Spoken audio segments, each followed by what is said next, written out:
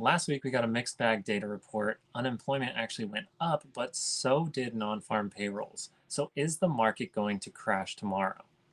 And that's why we have to look at the charts first. The first thing I want to tackle is the SPY, the S&P 500. And on a 2-hour chart, we are starting to see red bars tick on the histogram, which tells us we actually could see some sort of crash this week. But my overall standpoint on this is that we are going to see a pullback because when we look at the shorter time frames, if I just pull up a 30-minute, we can see some sort of consolidation happening. We can see that the MACD actually is starting to curl, and if this crosses, we could see more upside in the short term. But I think if you are a bull, you actually want to see this come back down into this area of about $444 just to find some more buyers that then can push you up into this gap fill area on the SPY. If you're subscribed to my channel and you've seen a few of my videos, you know that I have been focusing on September 13th because that is the next time we get our CPI data. And I believe that that will be our main catalyst that then juts us to the downside and gives us that big sell off that will start the downturn of our overall trend. And I'm already going to switch over to the Qs because every single chart looks roughly the same to me. It looks like we are starting to see red impressions on the histogram on a 2-hour chart, which could actually signal us that this could be a big downfall. I don't necessarily think that's what's going to happen. I believe still that we are going to go down into these areas of support, find some buyers, and then shut up into these type of areas before the CPI is released. And then the CPI will then be the catalyst that shoots us to the downside and gives us our first big sell-off that will scare people into thinking that this trend is going to reverse. The only reason I'm hesitant to say that there will be a crash tomorrow is because of the 30-minute time frame. I am seeing this start to want to roll back up, and we easily could see tomorrow no pullback, and this actually goes up even higher and possibly even tests our high that was put in a few weeks ago. The main reason I think that we need to go find some more buyers is because Apple has not seen any kind of pullback in this upward move dating all the way back to Friday, August 25th. And I believe that it needs to breathe and find some buyers in order to go higher, even though the 30-minute looks like it could turn up one more time. If we just look right here, we see this nice bit of support in here. We could stop along here and then go fill this gap, possibly push a little higher and fill the second gap right up in this level here. And that would actually lead right into that CPI date that I have marked on my chart here. That could be enough of a catalyst to give us that big sell-off, cut out these lows here, and start the downward trend.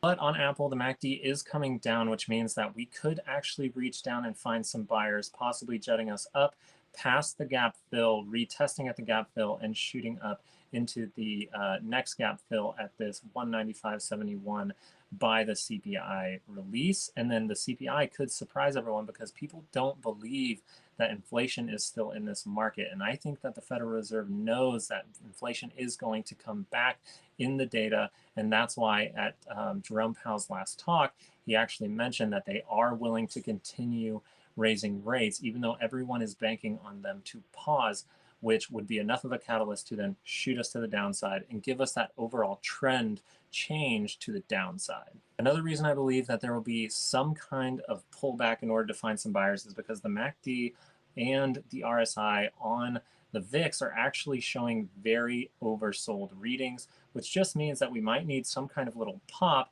to then give us another reference point down here at the bottom, give us a nice little divergence at these lows that then launches us past 20. And I think that once we stay at 20, I believe we'll stay past it for weeks on end because volatility is going to come back into this market. I believe the CPI is going to be something that scares people out, and it is a big enough catalyst mixed with the seasonality to keep volatility high for the next couple of months. On Friday, we saw non-farm payrolls come in higher, and that caused this to happen, a big rise in the 10-year yield. And the thing that doesn't like that are tech stocks. So tech stocks should have pulled back with that, but as we saw with Apple, Apple actually extended higher into its resistance zone. And that's why I believe that this right here could be the reason that we do see a pullback early this week. And the simplest reason for why this right here might not have caused people to sell off right away is because it happened on a Friday and we had options expiration. People might have wanted to make their money in the meantime and then sell off over the weekend at the end of Friday and even well, I guess it would be Tuesday and Wednesday.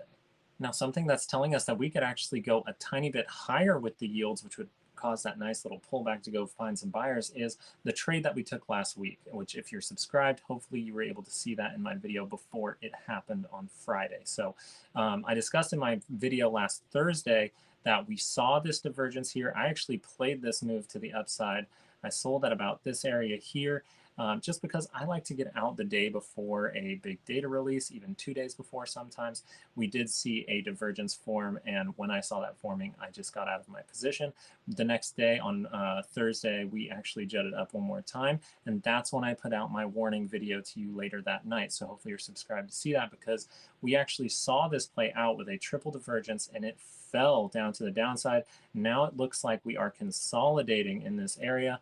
And if we just go into a smaller time frame like the 15, we can see that the MACD is giving this little bit of bounce here, but a lot of the times on the MACD, we like to see that curl back over, give us a higher low, and then we can play some sort of divergence play to the upside. And if you just look at the chart, we do have a gap below that we could easily break down into and then come back up, which means that rates in the short term actually could go higher and giving us that pullback. And then TLT starts to go up, which means rates will be coming down. And we see that bounce into the CPI, which is going to be the main catalyst that you need to be watching out for. I highly, highly suggest that you mark September 13th on your calendars and make sure to watch your positions a day or 2 days before that and see if you can take profit. That way you are not caught in any kind of trap that is set.